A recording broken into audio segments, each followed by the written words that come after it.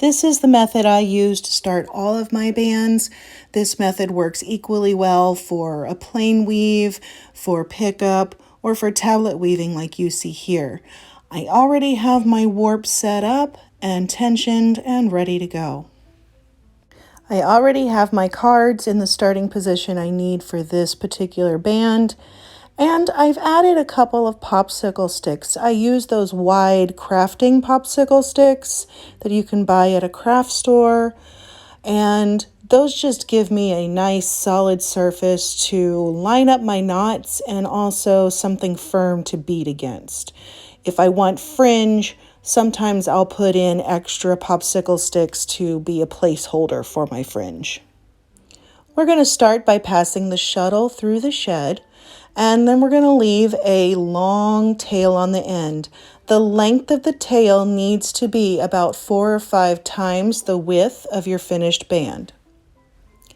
Next, I'm going to turn my cards 1/4 turn.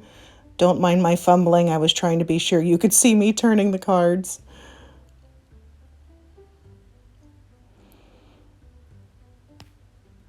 After this turn, we're going to pass our shuttle again. We're going to beat. And this time we're going to pass the tail through the shed, leaving a little loop at the edge. And then we're going to pass the rest of the shuttle, leaving a little loop. So here you can see I've got 2 little loops on both sides of my warp, and I'm kind of pushing my threads together to kind of move some of that space out of the threads. Next, I'm going to turn my cards another 1/4 of a turn,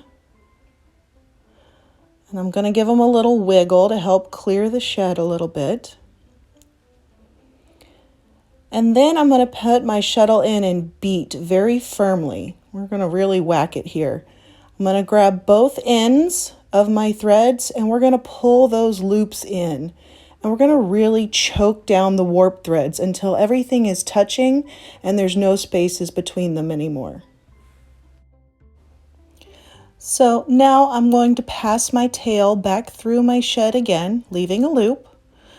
We're going to pass the shuttle, also leaving a loop. So each shed has 2 threads going through it, the tail and the working shuttled end, and leaving a loop on both sides each time. We're going to turn the cards again, little wiggle to clear the shed. I'm kind of doing some adjusting here, being sure my threads are close enough together. And then I'm going to beat very firmly again. And then I'm going to pull both loops up against the edge of the warp.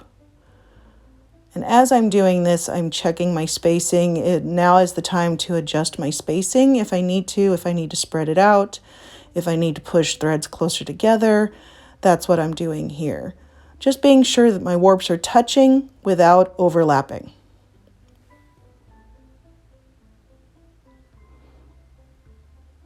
So now I'm going to pass my tail end, leave a little loop, pass the shuttle end, leave a little loop.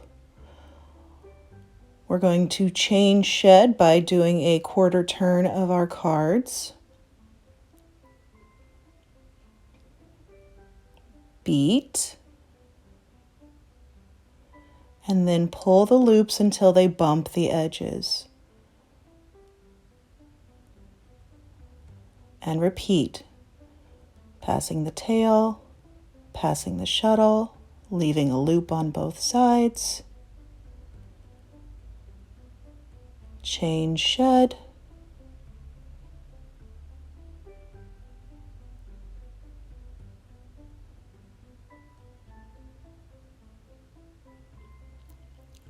beat,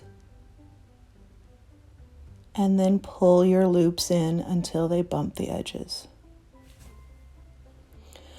I usually weave in my tail for about 4 different sheds. This helps lock everything in nice and tight and prevents things from unraveling when you take it off the loom. This particular one, I did a couple extra just to make it extra sturdy and also to give extra repetitions for you to watch in this video. But 4 is plenty. You don't need to go any further than 4.